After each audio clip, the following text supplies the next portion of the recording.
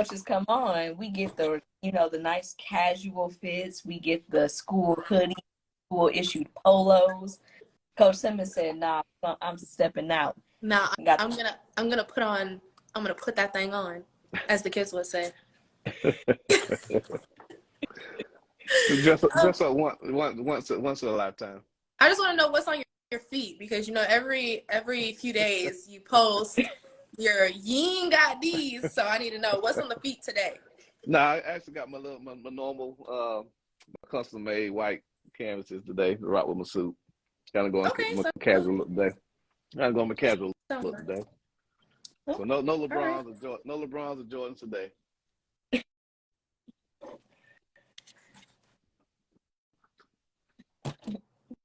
Ty.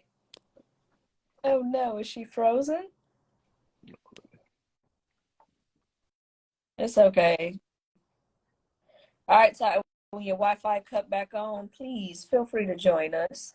But to everyone joining the live, thank you so much for joining our special episode. Oh, there goes Ty. Sorry.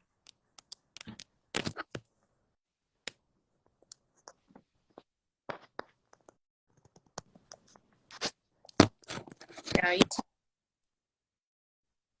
I'm gonna get kicked off at least once. Let's praise just once. At least one time. Let's praise just one time, because this is gonna be a good one. Now, did we lose Coach Simmons, or is it just me? Oh, there you go. Okay, great.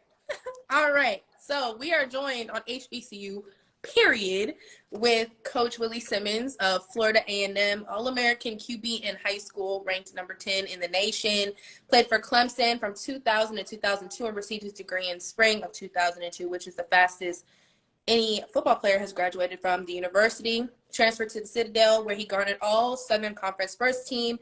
After leading the Bulldogs to their first non-losing season in 10 years, he's coached at Alcorn State, Prairie View A&M, Florida A&M. I'm actually missing a couple, but his coaching record as a head coach is 54-23, and he was named the FCS Region 3 Coach of the Year, joining Jake Gaither and Rudy Hubbard. So thank you so much for joining us. Two of my favorite people, so I'm glad to be on with you too. Oh yeah, Coach, we got a lot to dissect today. It's signing day, one of the biggest days of the year for HBCU football. It's who's coming in, who are we rooting for next year. It's like, this is the time where, okay, you see the roster, you got to hurry up and place your bets for Southern Heritage, Orange Blossom, SWAC Championship. Come on, anybody, you got to, this is how you, I don't make the rules, I just follow them. You got to state your allegiance by today. We can't take no bandwagoners after today. Yeah, after today, it's a wrap. But you already know who I got, so. Y'all already know who I'm going who's with. Ty? Who, by any chance? The Florida A&M Rattlers. Ty's a smart person, one of the smartest people I know, so I would probably follow her if I was a betting man. Yes. For everyone enjoying my background, I am on location at the Senior Bowl. We're going to touch that a little bit later, because I've been spending some time with a Rattler. We'll touch on him a little bit later, but Coach, signing day, the class is coming in. Come on, you got to let us know. How would you grade this class coming in? Well, obviously it's always tough to put a grade on a class. I really wish they would stop ranking classes the day of signing day and rank them 2-3 years down the line, because that's really when you're going to see how well you did on signing day. And, but on paper, these guys all fit the profile of what we're looking for. We wanted to increase our team speed, our team depth, our football IQ across the board. And we feel like we've done that. So every position was identified. We've signed at least one guy at every position, and we're still not done. There are a few more guys that will sign later today, hopefully, and then even after the spring's over. But, top to bottom, we feel really good about this class. The bulk of the class was done in December, obviously with the mid-year signing period in the transfer portal. We really placed a heavier emphasis this year on the transfer portal than we have in years past, because of the seniors that we lost last year, and feeling like we needed to fill those spots with guys who are coming in, more ready to play right now than, say, maybe the high school guys. But, obviously can't ever neglect the high schoolers because we feel like that's how you build a program over the long haul. But 13 guys that we signed are already here on campus, going through spring training, working out now, going on the field, meeting with the coaches.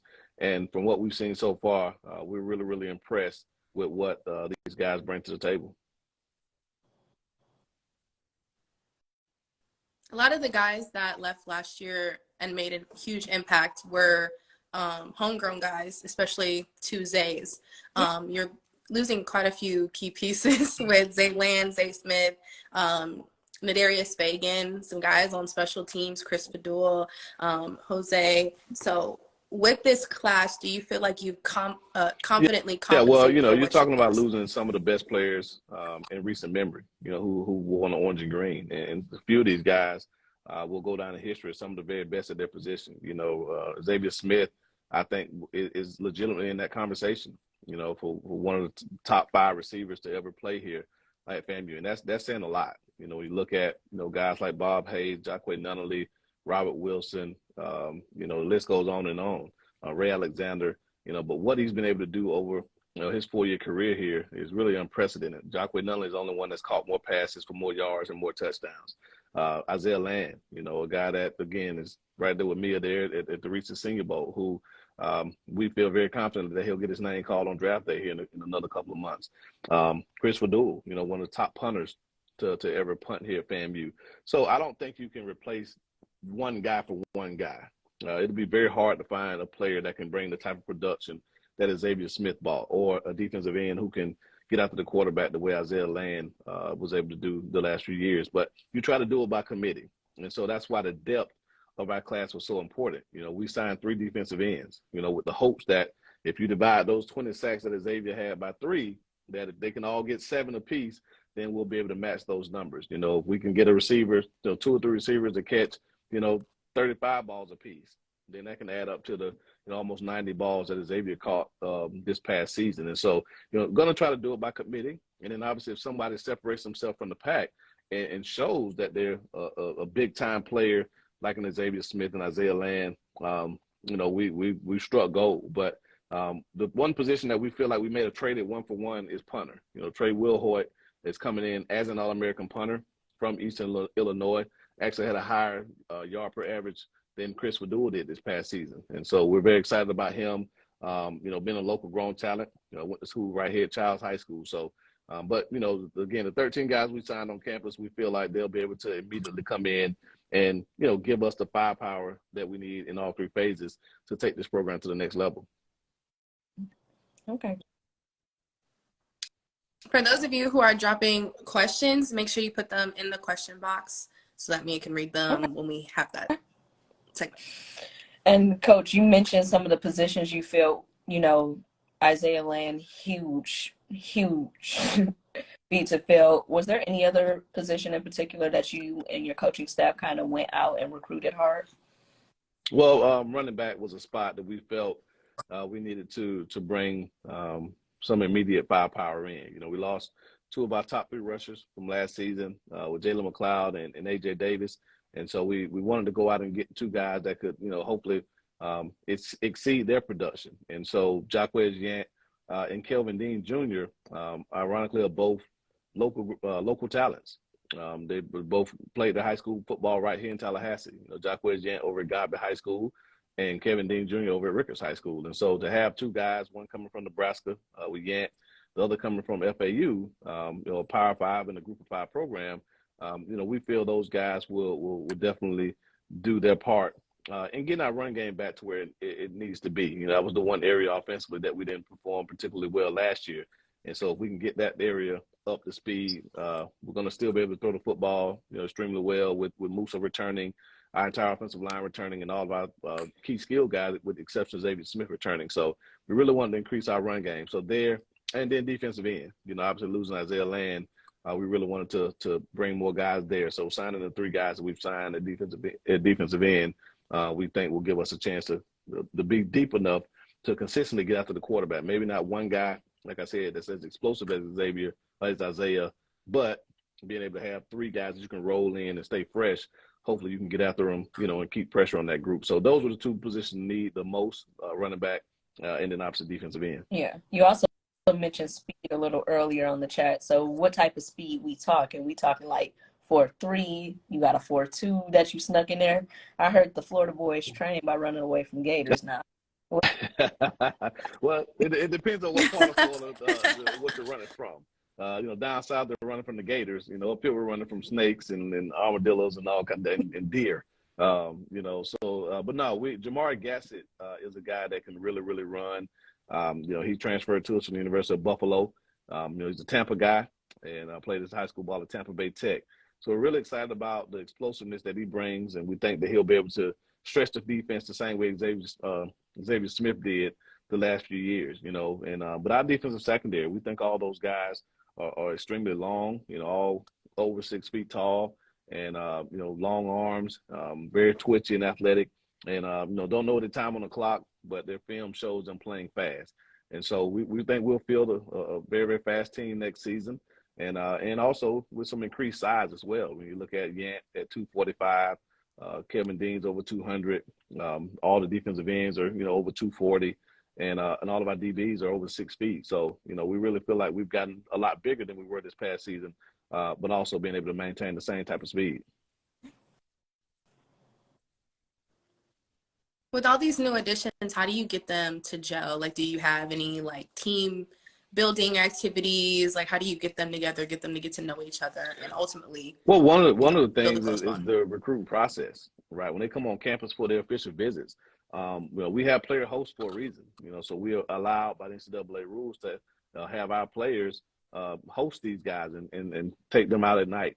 And so we want to make sure they spend time around our players. And I tell them all during the recruiting process, yes, you can take my word for this place and how great it is. You can take Coach Rispress and all the other coaches' words for it, but talk to the players. Talk to these guys that are in the program every day and ask them, what type of coach is Coach Simmons? What type of schemes do we run? How do we, do the things we do and make sure that it's what these guys want? And so our guys have done a phenomenal job of embracing these guys as part of the family. From that very first team meeting, I made them all stand up, introduce themselves. And I challenged the team, and I said that I better not see them walking around campus by themselves. They better be with one of you guys. Show them the ropes, show them how to get to class, show them where the cafe is, the bookstore, show them how to get their Rattler card. All the things that it takes to acclimate yourself to campus life. But this group has been amazing. They work extremely hard in the weight room, and that's when you build that team camaraderie, doing the workouts on the field, in the weight room, and I think it's guys look for that genuine feeling, and our guys don't fake it. And so the moment they walked in, they felt a part of the family, and so we don't have to work really hard to make these guys fit in. A lot of these guys are coming from institutions where they might not have been appreciated as players and as people. So how do you show them that it's different? Just be honest. At Florida A&M. One thing about Florida kids per se, not all the guys are from Florida, but most of them are.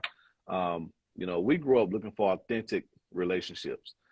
That's why sometimes it's difficult for guys from the state of Florida to go off to other places and play, because we see through the BS, so to speak.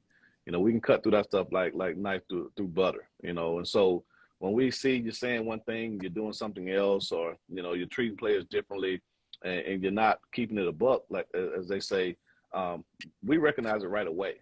And so I tell them all, I think I'm a pretty good football coach.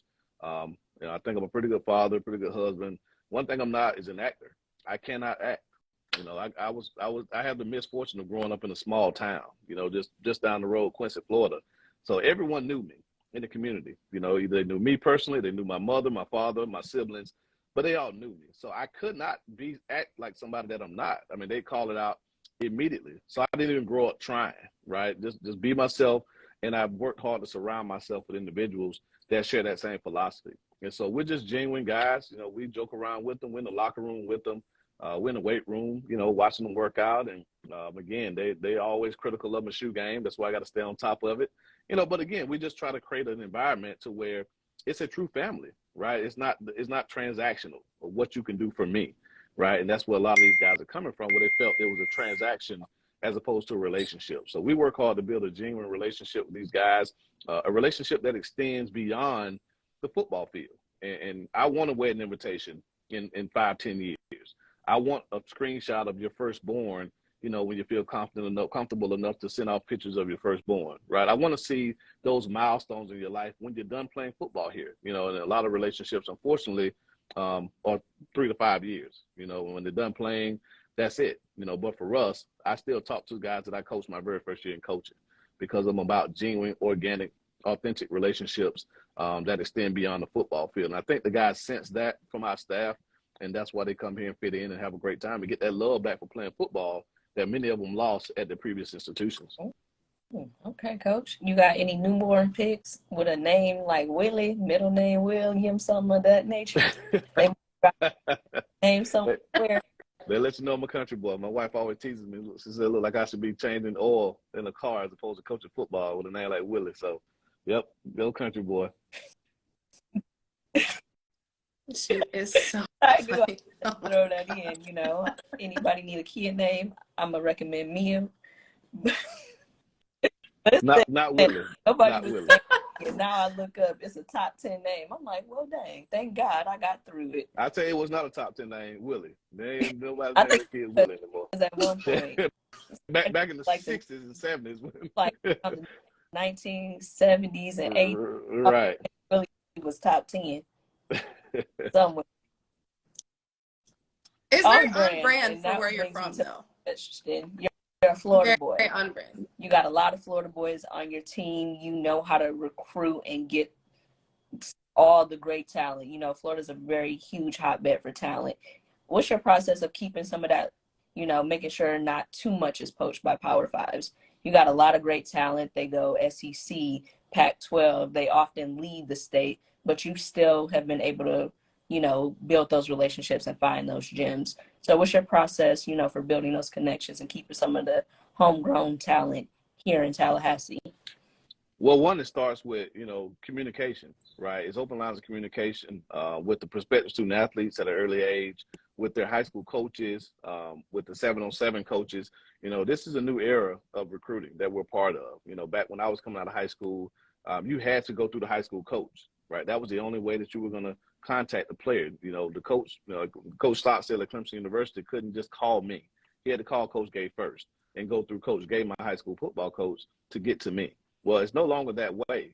Some coaches still want it to be that way, but with 7-on-7, a lot of times now it's the 7-on-7 coach that you have to talk to, right? It's a quote unquote runner, somebody who kind of advocates on the kids' behalf, and now with the advent of NIL, that's opened up a whole new world of communication that's required to do. So, for us, it's about just trying to tap into every single avenue that we can to recruit these young men.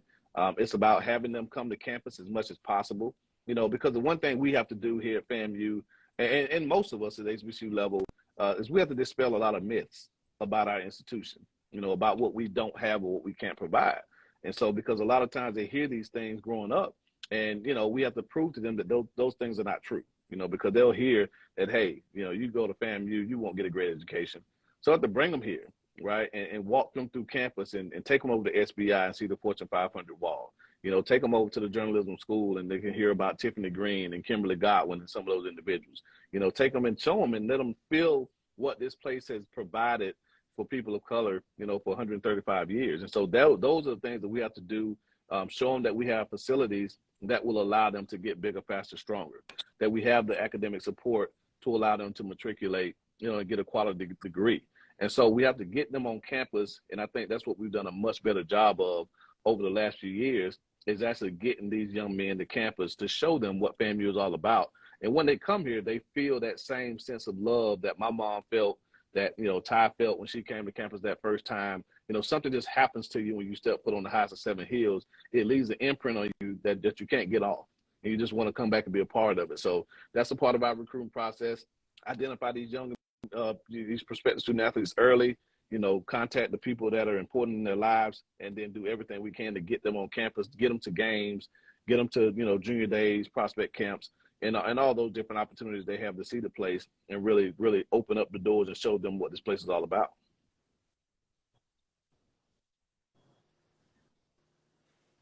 I do remember fondly that first time I stepped on campus.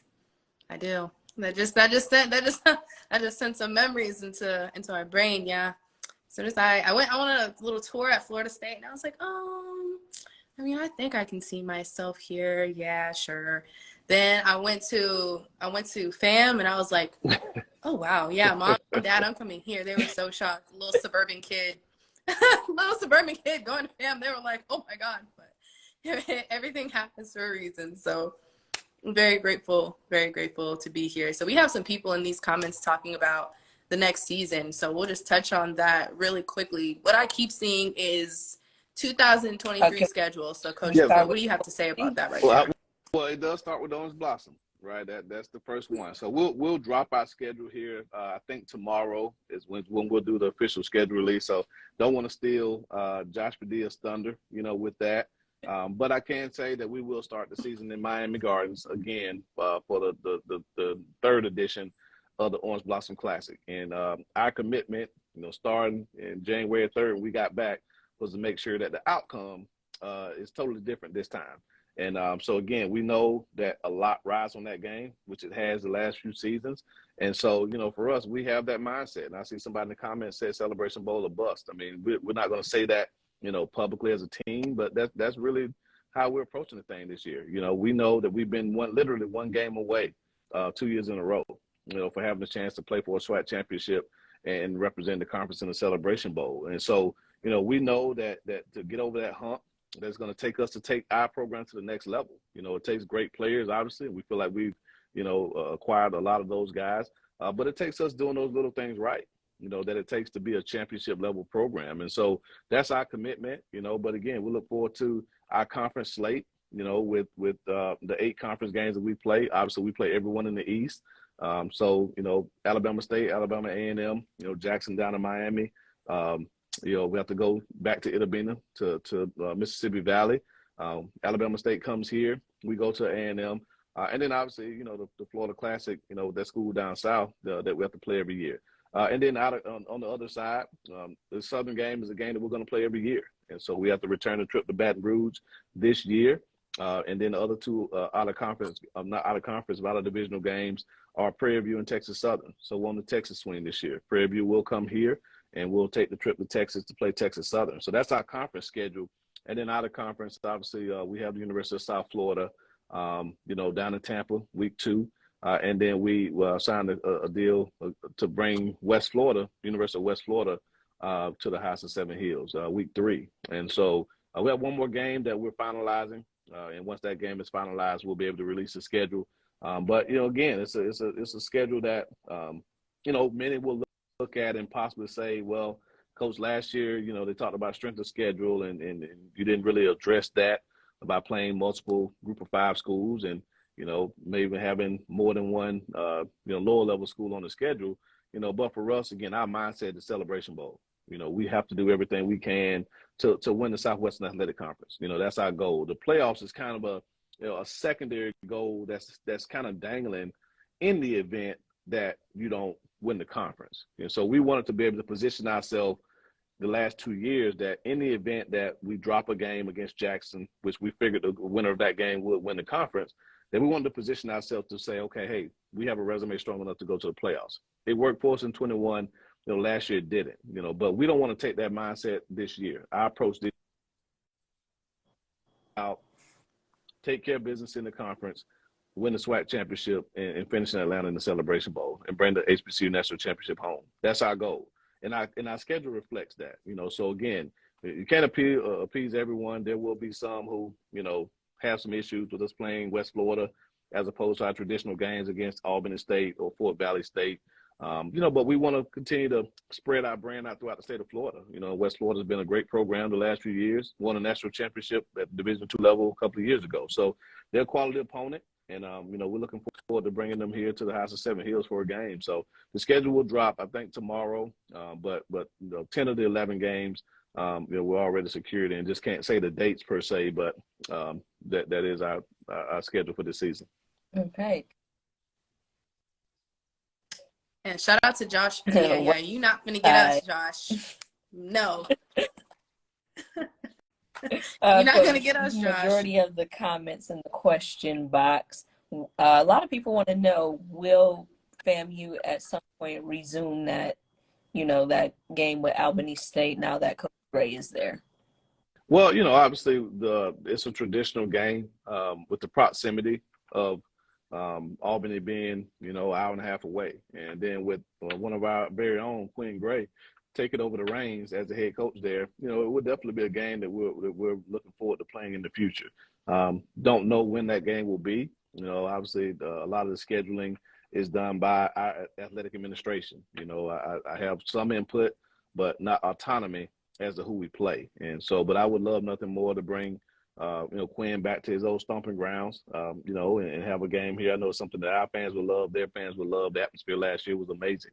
But we'll see what happens. Obviously, we've scheduled out, I think, all the way through 2027 or 28, with our out-of-conference games. Not all of them, but most of our guarantee games are already scheduled out 4 or 5 years down the line. And so with those 1 or 2 spots left that we'll have field games, we'll look at our regional, footprint where you have, again, those teams within that 3-hour radius at the Division II level and FCS level that make for great games for us. And we felt this year that West Florida, the dates matched up, and we felt that would be a good game to bring here to Tallahassee.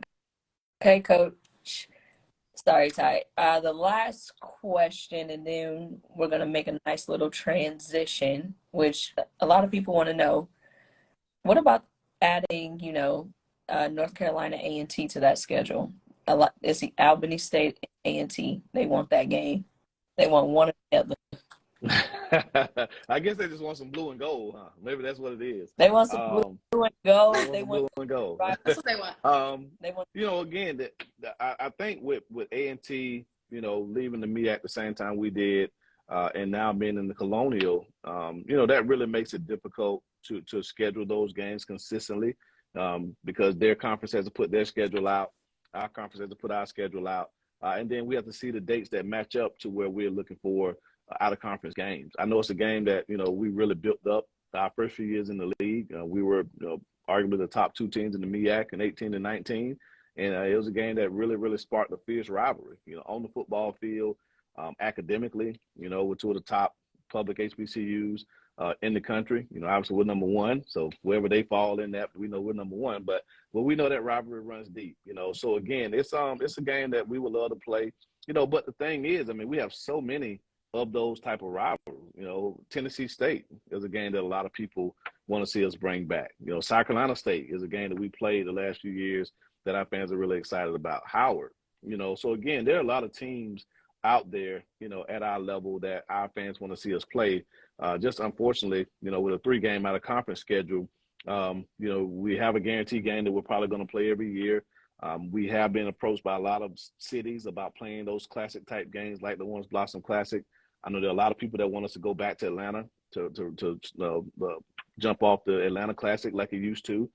So again, it makes it increasingly difficult when we're trying to look at how to schedule to play those rivalry games every year, right? We may be able to fit them in here and there, but to play an A&T, a Tennessee State, a South Carolina State, all in the same year will be pretty difficult for our program.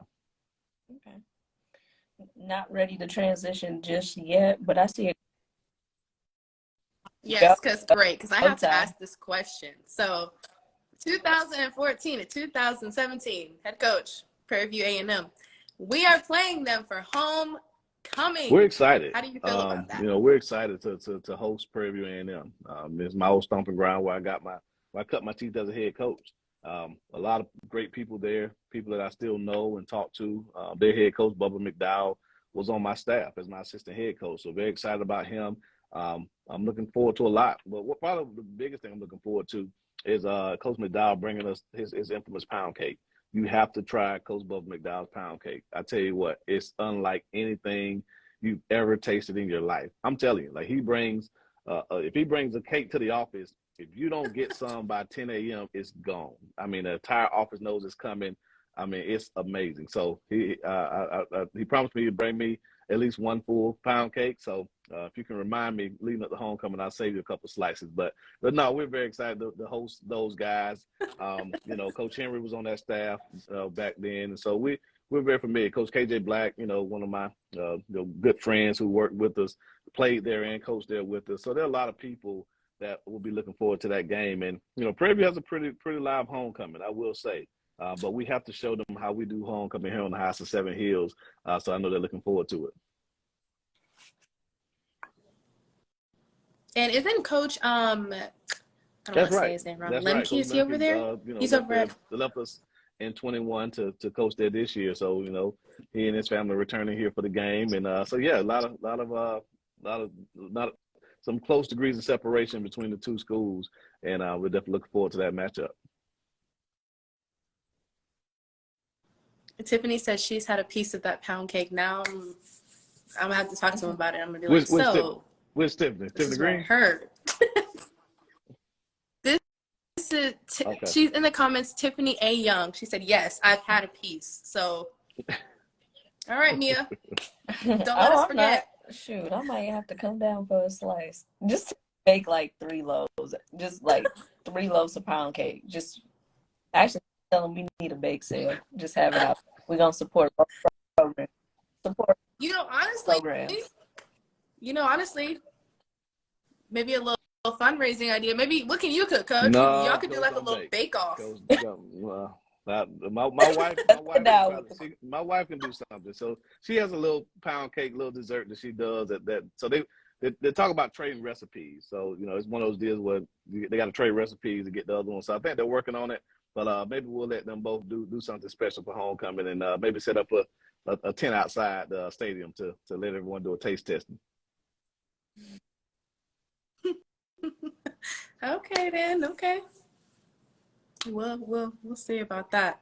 But Mia's up there in Mobile, covering Isaiah Land. So how proud are you of that guy and all his couldn't say enough accomplishments? about Isaiah.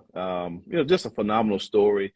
And he tells it all the time. When we went into Grayson High School back in spring of January of 2018, we weren't even going to scout Isaiah. I was going there to evaluate a quarterback that they had. And so as we were waiting on the quarterback to come out of class, their defensive line coach said, "Hey, Coach, why don't you take a look at this young man, while you're waiting?" And he pops the film on, and I see this guy that's just wreaking havoc on high school tackles. I said, "Well, he looks pretty good, Coach." And we were looking for an outside backer, rushing type guy in that class. And so I said, "Well, hey, bring him out of class too." And in walks this 6'3", 170-pound kid, who looks like a wide receiver. You're like, "Oh my goodness, this is the guy that's making all those plays." But you could see the broad shoulders, you could see the thick neck, and we had to project that he'd be able to put the quality weight on to be a good player. Now I would love to take credit and say I knew that we one day playing in the Senior Bowl, but we didn't know that then. We just knew that he was a good football player that we could project that could grow into the role that position entailed. But I mean, just coming here and really just transforming himself, not just physically, but mentally, academically, and just the growth and development that he's had over these 5 years has been just amazing. And so to see him, being there at the Senior Bowl, fitting in, showing that he belongs on that stage is something that we're extremely proud about. Obviously getting to watch Marquise Bell in the playoffs just a few weeks ago with the Dallas Cowboys. We're positioning this program where we're going to have 2 guys in the NFL next season, at least 2 guys in the NFL, and the pipeline is not running out. So just proud of him, proud of what he's been able to do here, and again, definitely going to miss him because he really established himself as one of the best players in the country. Amen. I think Josh Padilla told me this earlier today. First FAMU guy to make it to the Senior Bowl since 1993. Wow. A lot of us weren't born back then. I think my parents were back then, but yes. And as someone that's been watching him the past 2 days, he's still wreaking havoc. Nothing has changed. He's bigger, but he still has the same explosiveness. Still walking around guys, still touching quarterbacks.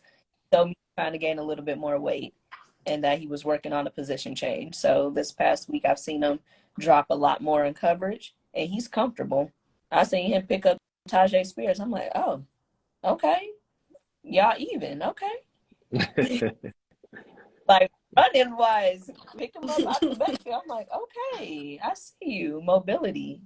Well, one thing one thing about Isaiah that really, and I told the scouts this as they were coming through this past fall, during the summer, the guys go on the field every day and they throw. The quarterbacks, the skill guys, the defensive backs, and the linebackers. Well, in passing, we look out and we see Isaiah lined up at linebacker.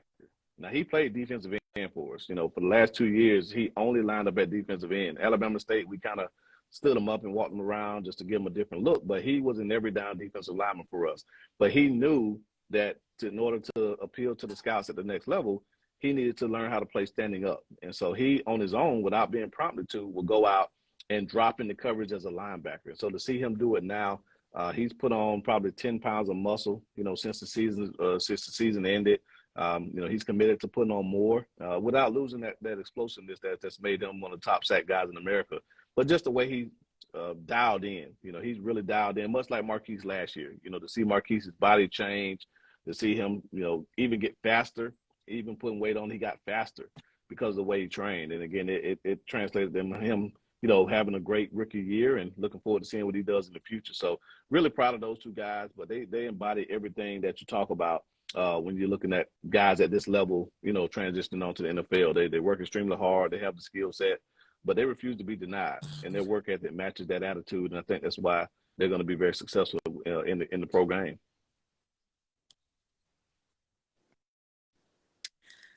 Well, Coach, thank you so much for joining us. Coach Brown is ready. It's Coach Brown 59.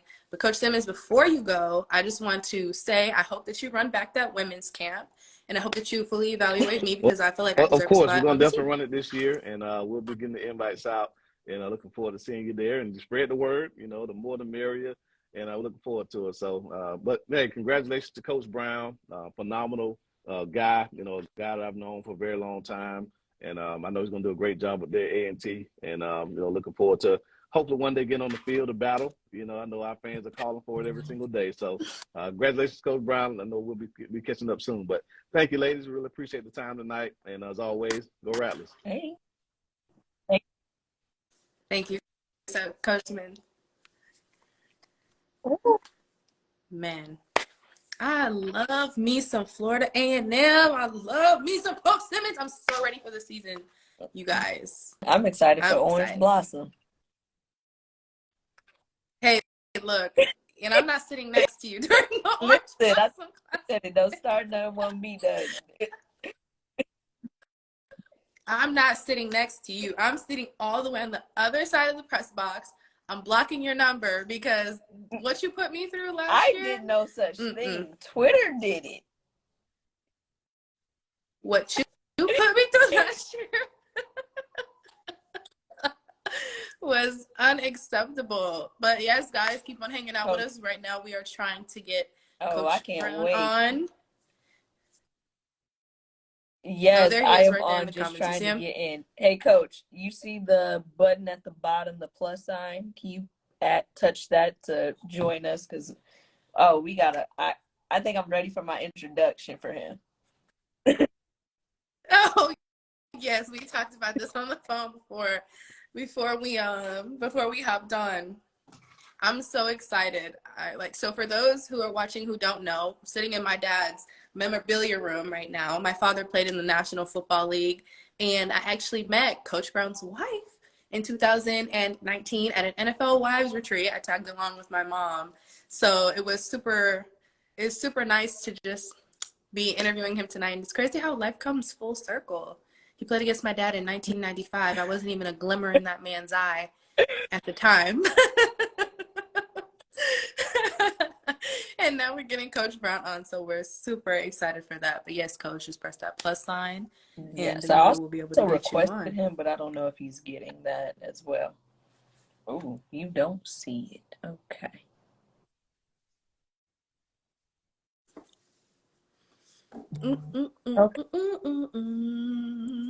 I would love to know from you guys in the comments, like, who is your team?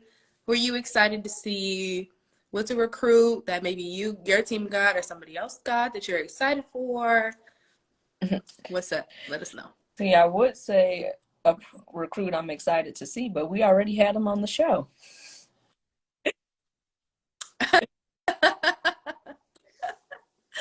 I can't wait to see how he is with his I know. his treacherous twin. Unfortunately, we couldn't get both, but we got to invite the treacherous twins back. Okay, I did not get the request. It is to the right of the comment box. Thank you, Raven. I appreciate it. Shout out to Raven. Raven said we gonna get Coach Brown tonight. Okay? We're getting Coach Brown. We're getting them on here. I see Kalan say UAPB. Yes, UAPB actually signed a lineman, which I love because, you know, some great linemen come out of UAPB. Shout out to Mark Evans, Teron Armstead. That's his daughter. Shout out to Raven. Oh, Raven, can you please help your father? Raven. Please go into his room, go into the living room, go wherever he is, because I'm also requesting him.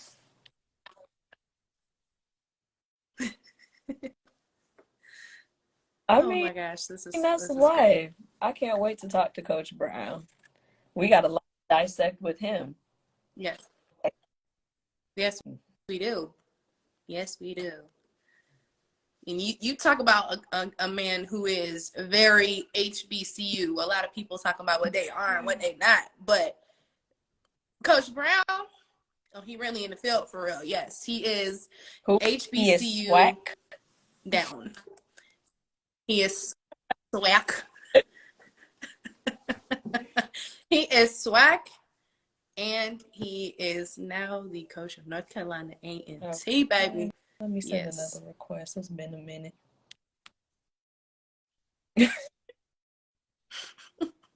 Raven's probably on the phone like, Dad, click this.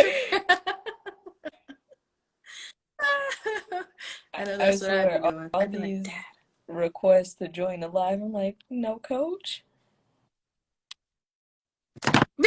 No.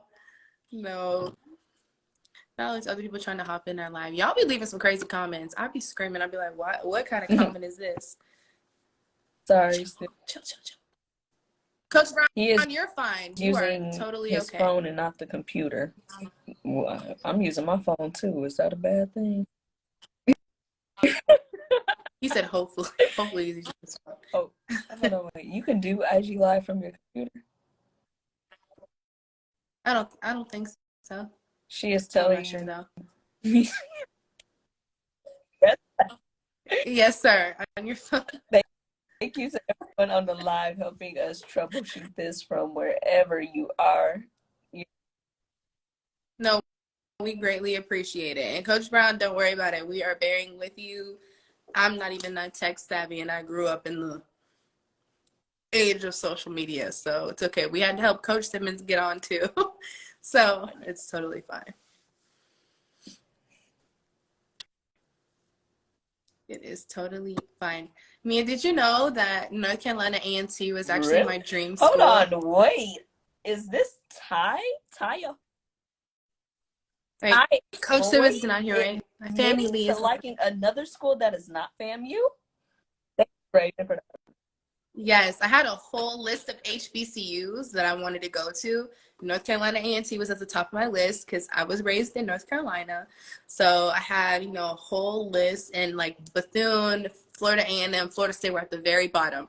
And I put little like boxes for my dad to check them off. And he checked no to all of them except Florida A&M and Florida State. So that's where I was going. And Dad knows best because I have just seen so much success, have so many great memories, and okay, that was I can say my top one because my top one doesn't even have an athletic program. Spelman.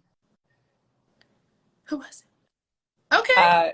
Okay, I can get with it. It really came down to Notre Dame versus Spelman. Those were my top two. Coach Brown! We got him! Yeah. Thank you, Raven.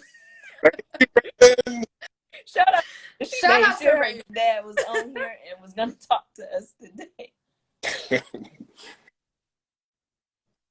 So is Raven is is she a reporter as well?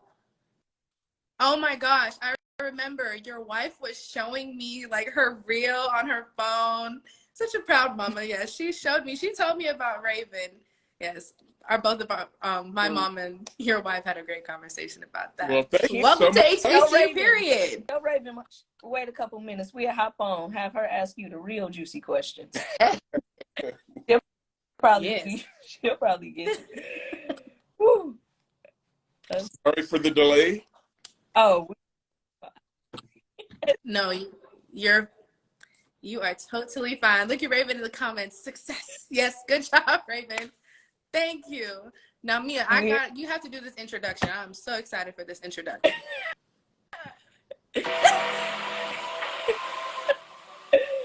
Introducing the Undertaker, the new coach of North Carolina A&T, Coach Vincent Brown. I'm sorry. My brother was a wrestling fan growing up, and as soon as I heard the Undertaker as the nickname, I said, you know what? We're going to get this mute. We're going to get these bells playing in the background. Yes, like give him the introduction that he deserves. Okay? Introduction you were going to. Woo. So, Coach, it's a pleasure having you on with us. I'm happy to Raven and everyone that helped us get you actually here and live. Thank you.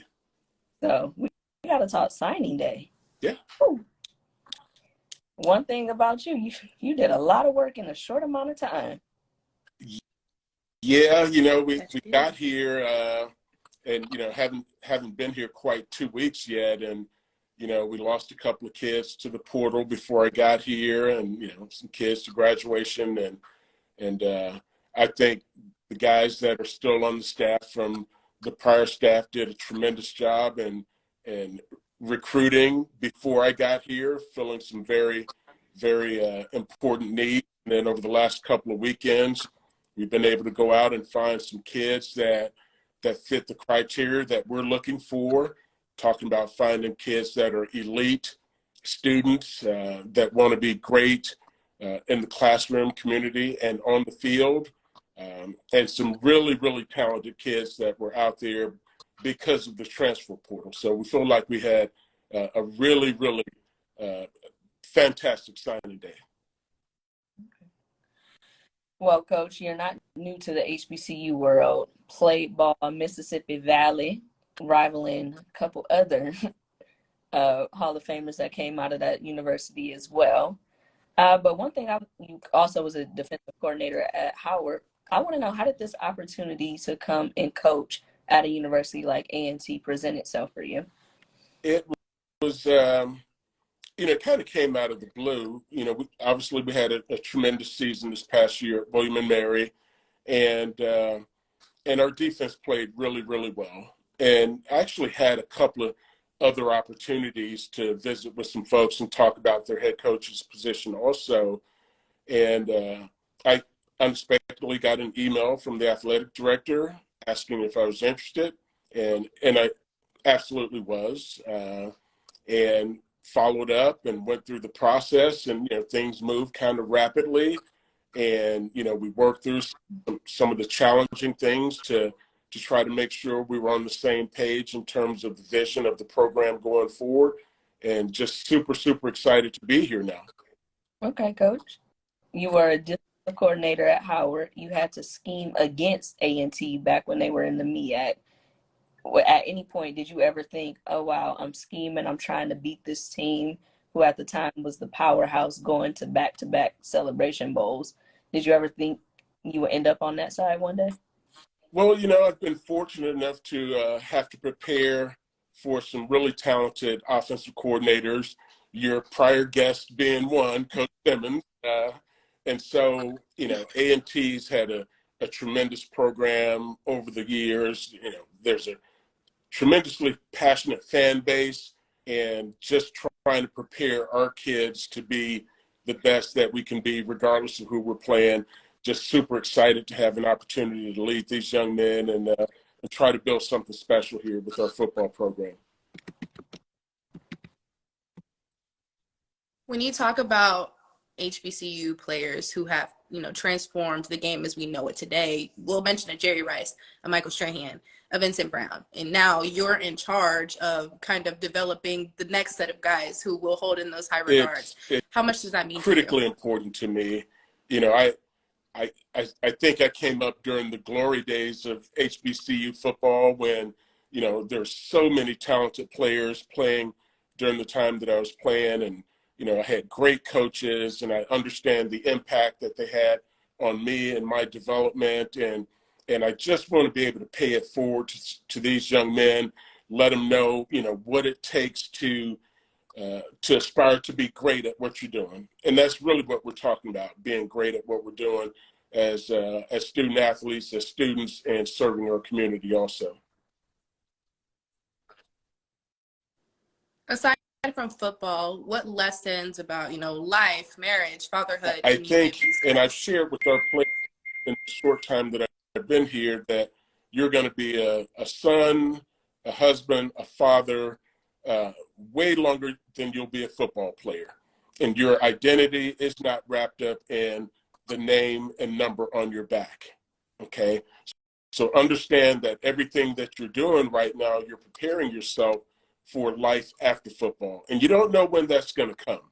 You want to make sure that you're purposeful in the things that you're doing, that you're passionate about what you're doing, and that you operate with a certain amount of character in every aspect of your life, because those are the things that are going to carry you long term. Okay. Coach, you know, you came in a little bit later. What was your formula for kind of assembling this team? Did you go find more high school guys? Did you look JUCO? How did you kind of find out perfect balance to bring in young men to the program? Yes. So, I believe that for us, where we are, we want to build our program with high school recruits and fill in specific needs with transfer portal kids. We don't do a lot of junior college recruiting. I've never had the opportunity to be at places where we could bring in a lot of junior college players. But I think having the transfer portal has impacted high school recruiting tremendously. So there's a lot of talented kids out there that are looking for opportunities, and we've decided that we're going to be the home for a lot of those kids. We're going to go out and recruit them and try to develop them and create an environment that they want to stay, so that they're not looking to leave after 2 or 3 years, that they want to stay and get their education from North Carolina A&T in our program. You came from an HBCU. Can you just talk about what going to an HBCU has done for your life? Because I'm sure that there may be people on this live or people that you've talked to during the recruitment process who want to know what North Carolina A&T could do for them as far as athletics, academics, and just their overall growth as people. What did Mrs. Valley do? First and foremost, there's this family atmosphere that kind of permeates most HBCUs. You meet, Miss So-and-so who's been there for 35, 40 years, and she calls you, hey, baby, hey, sugar, hey, honey. And, there's such a nurturing aspect to the programs. There's great desire to educate and develop our kids, to have a purpose. And I think a lot of times that gets lost in the bigger universities, and some of the PWIs just see, the reputation of the university and not the individual that you're coaching and teaching. And so my experience at Valley was phenomenal. I met lifelong friends and brothers there, and I want to share with these kids the same thing. Look, this is not a 4-year decision. It's a 40-year decision. When you leave here, you want to be able to say, the best friends I ever made, I met them when I was in college. Maybe you meet your wife here. You meet your business partner somewhere along the line. And those are the things I think the HBCU experience brings to the table. Okay. Coach, one thing you have experienced coaching in the CAA. Next season, A&T makes their transfer over. Talk a little bit about how your experience at William & Mary in the CAA will kind of help guide this first season. Well, I think not only the last 4 years at William and Mary, but also I spent a couple of years at the University of Richmond when we won a national championship there. And so I've kind of seen what it looks like, how the team was constructed that went on to win that national championship, and how our teams at William and Mary have been constructed. And I've shared with the administration and, you know, the stakeholders here at A&T that making this transition into the CA, it's going to be different. I think our program will be competitive, but there are a lot of resources allocated to the CA programs. And our administration has made a commitment to make A&T football competitive on all levels from a resource standpoint. And, you know, we're just really, really excited about it. What other things are you looking forward to as you Just step into getting this new on role? the grass and watching these kids and developing them and trying to share, you know, my life experiences, my coaching experiences. I've been fortunate enough to be around some really, really talented people that know how to develop and teach and mentor. And I'm at a point where I just want to share that with these kids to show them that there's a whole nother level of performance that they're capable of attaining. And that's going to be our mission, to make them achieve that.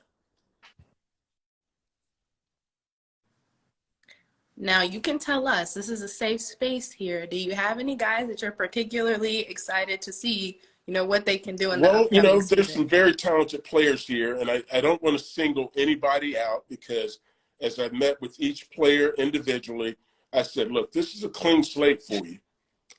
I've been here. I have no preconceived notions. I just want you to go out and do your absolute best, and we'll evaluate what you do, and we'll make decisions on who's going to be able to help us based on what we see with our eyes and not what happened previously. What are you trying to do in this upcoming spring? When you look at these guys, what are you looking for as far as leadership, speed, dominance, and how do you plan on making all of it Yeah, gel the before biggest fall season? thing we want to get established right now is what our culture is. And A&T has been very good in football, but we want to be elite. And that's been my message to the team from day one. We want to be elite students. And so there's a certain amount of work that comes along with being that. We want to be elite ambassadors to the university. There's a certain amount of work that comes with that. And we want to be elite on the football field also. And there's a certain amount of work that goes into that. So our primary purpose going into spring is to establish our culture of accountability, responsibility, and working in all aspects of your life to become exceptional and elite. I'm happy you kind of mentioned that past history. A&T is known for its football program, the dominance it had in the MEAC, the Celebration Bowl titles. You've had Coach Broadway, you've had Coach Washington. You coming in, how are you kind of going to continue that legacy, but still, this is your team, it's still your program, but put your stamp on it? Yeah, I think the prior coaches here obviously did a tremendous job in building up the A&T brand and establishing a very good program. But again, you know, we're moving into a different dynamic, going into a different conference. And as I've shared with our players and certain staff members, just because we're going into the CAA, we're not going to lose our identity as to who A&T is. We're going to maintain that identity.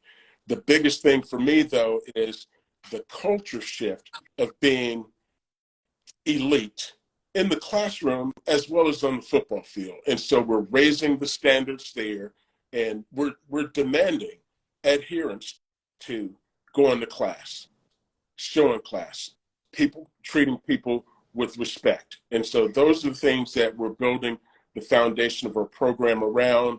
And I just believe if you do those things, the results on the field will take care of themselves.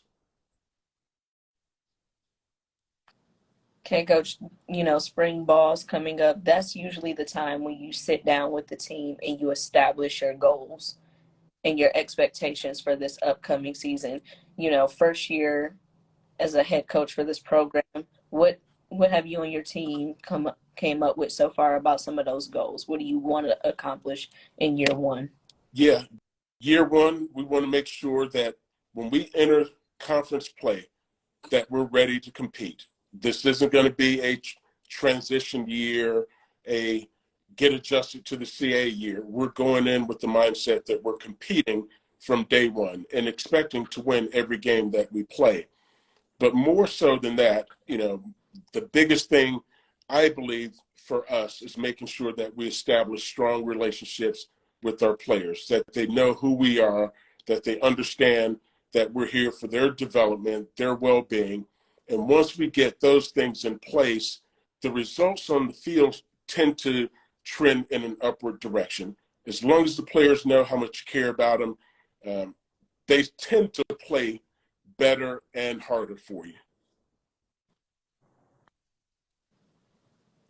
There's some guys on your roster who probably have pro aspirations. And if you go to your Wikipedia page, not only do they say you're the Undertaker, but they also say that you're the best to play at your position for the Patriots. So what advice can you offer those guys who might have, you know, pro aspirations after they leave A&T, and how are you developing them to be able to attain those goals? The kids in our very first meeting, you know, I kind of find it funny when, you know, a kid gets through his 4 or 5 years and then a few months before pro day, they start training. And I said, no, that's not the process. You get ready for pro day the very first day you set foot on campus. You are training yourself and preparing yourself for that opportunity 4 or 5 years down the road. And that's been my message to them, that take advantage of every opportunity to prepare yourself today for the things that you want in the future. Okay, Coach, we actually have a good question in the comments. Someone wants to know, have you filled out your coaching staff just yet? And or when will you announce your full coaching staff?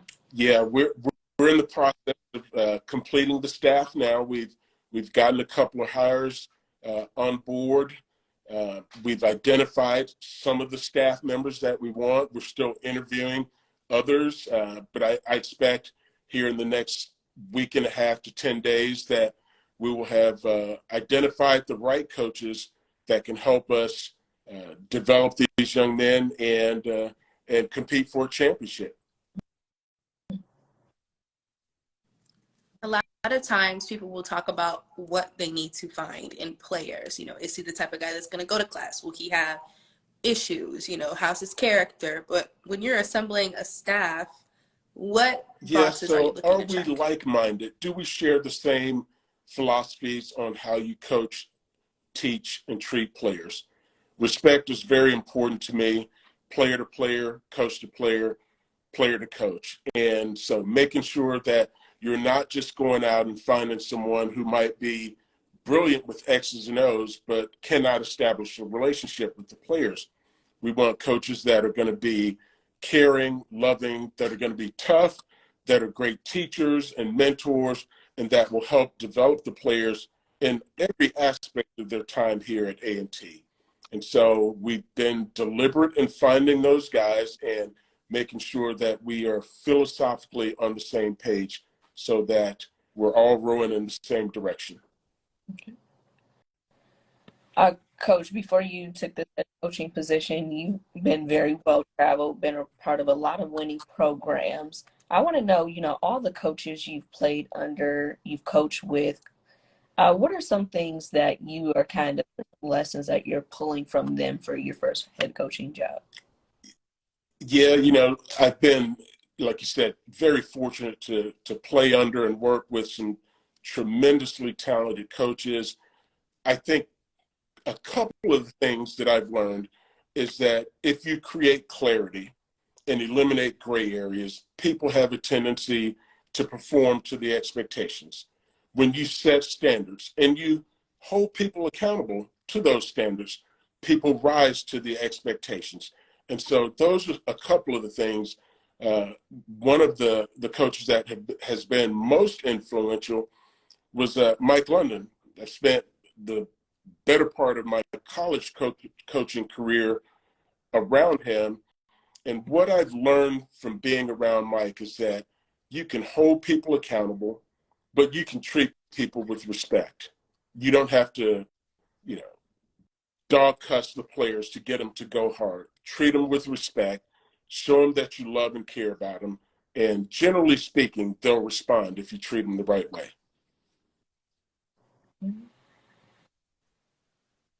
I know that's right. And I think that that's so important because a lot of times you'll hear or maybe see coaches using that like really tough approach. And some players respond, some people respond to that.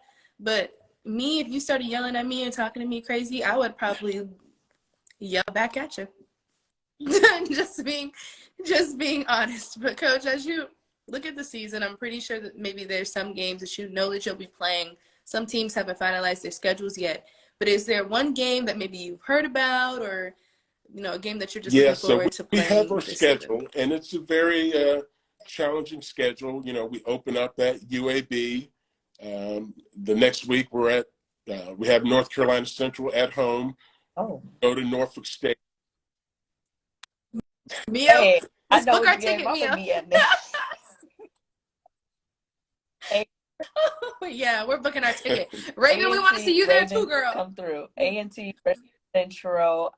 This is a matchup. I know everybody wants to see that, especially, Central, the chest puffed out a little bit. They got a Celebration Bowl trophy. That's right. Yeah, so there's a lot of really tough quality opponents on our schedule. I think, obviously going into conference play, our goals are to compete for a conference championship first and foremost. So, you want to win every game, but you really want to make sure you're ready when you hit conference play. And so just really, really excited about seeing some of the matchups that we have on the schedule this season. Well, I think you know which game me and Mia are super excited about.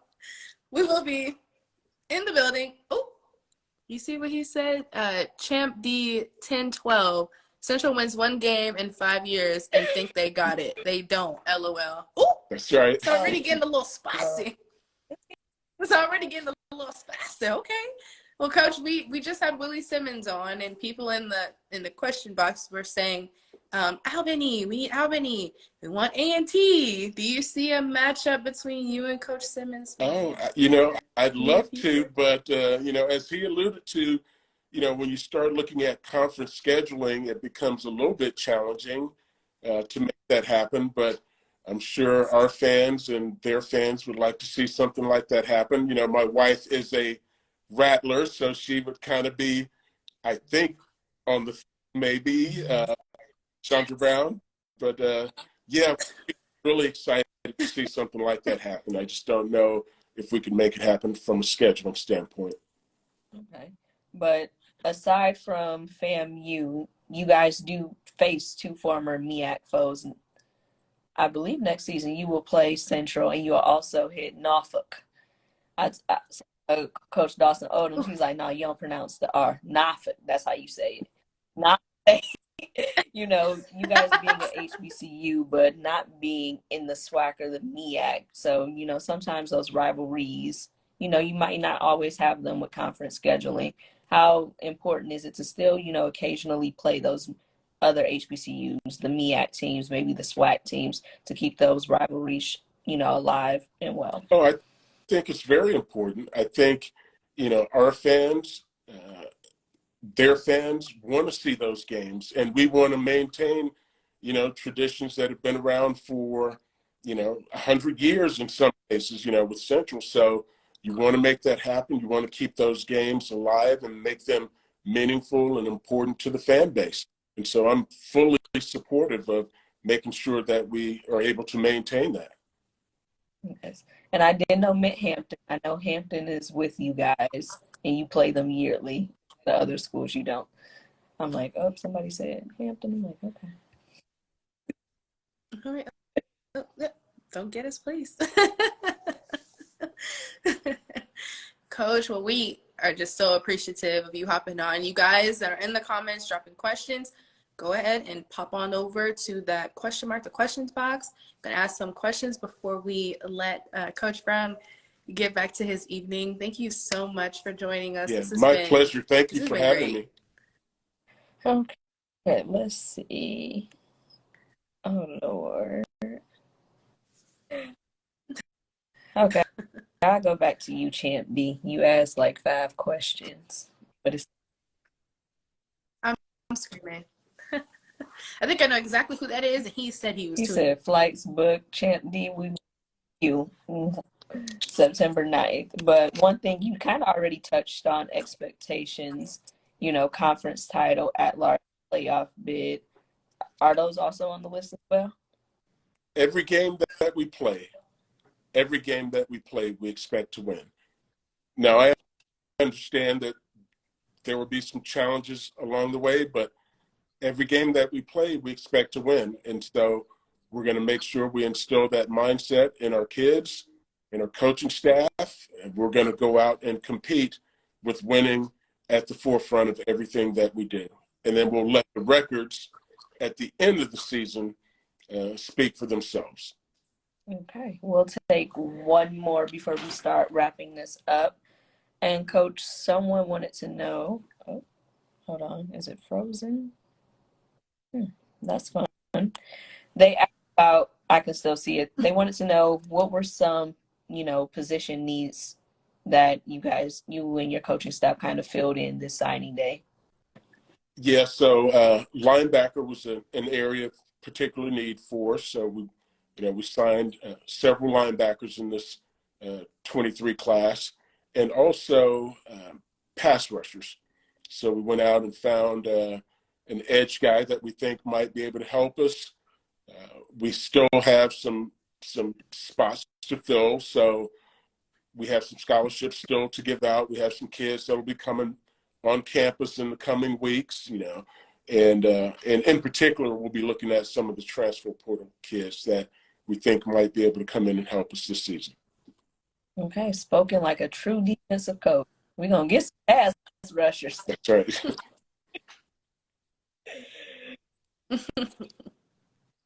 Well, Coach, thank you so much for joining us on HBCU Period. It has been a pleasure, and we look forward Absolutely. to Raven, special shout out to you. Thank you so much for getting your lovely father on live with us. We've enjoyed the conversation with him, so shout out, girl. Like, Coach, he deserves all the praise for getting you on this live to join us. Well, thanks for having me. Oh. You're welcome, Coach, of course. And you guys, make sure you tune in tomorrow, because did you think that we're only going to have one episode this week? And tech savvy, Raby. Join us tomorrow. We will be hosting the Mississippi legend, NBA champion, Mo Williams from Jackson State. Mm-hmm.